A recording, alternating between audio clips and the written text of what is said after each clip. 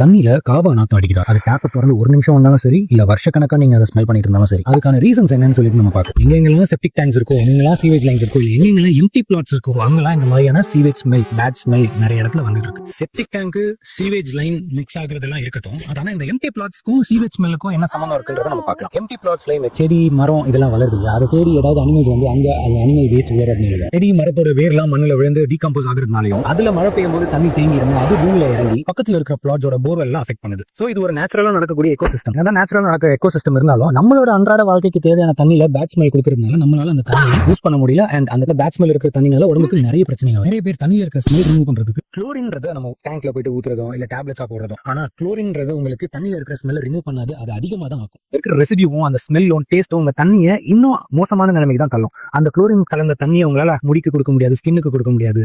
Hair fall problem, skin இஷ்யூஸ்லாம் நிறைய வரும்.